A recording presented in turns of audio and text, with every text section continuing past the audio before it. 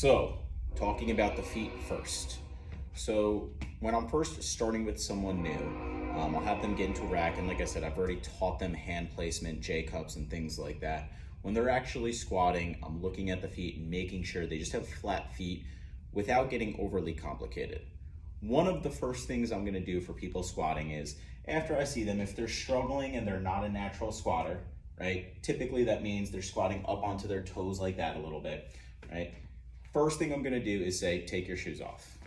Taking your shoes off is a very easy way to increase your ability to feel the floor, to develop a proprioceptive feel for the floor and your positional awareness. Sometimes people don't know how to squat simply because they've never done it before, and there's just a small learning curve. To accelerate that learning curve, taking your shoes off can be very, very helpful. So after they take their shoes off, I take a look at their squat, see if they're still up on their toes. If they're still on their toes, the next thing I'm probably gonna suggest is that they just widen their stance out. A lot of people, right, are gonna start somewhere in here, give or take, they squat, and it's just simply not wide enough based on their anatomical positions, or anatomical lengths, I should say. So we widen it out. The general rule of thumb when we're squatting is, as we widen our stance, our toes should be a little bit more toe out as we are squatting. So if I am someone who happens to squat fairly narrow, usually my toes are gonna be perfectly forward.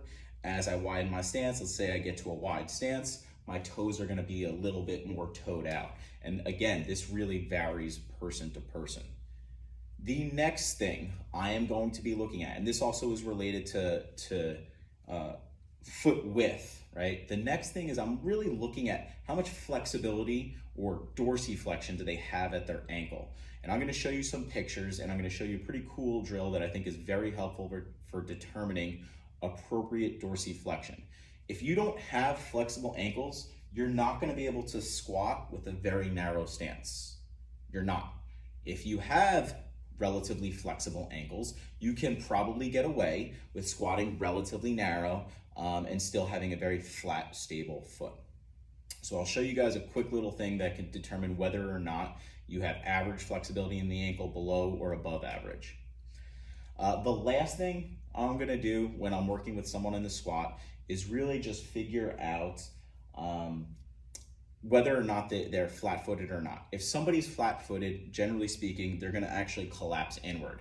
And I made a video with Rob about this a while ago.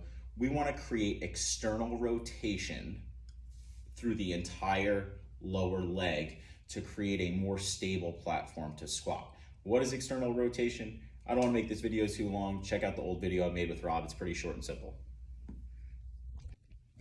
Okay.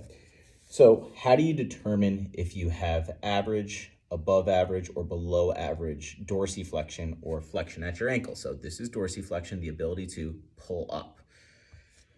The drill we use sometimes when looking at this is, this wall drill.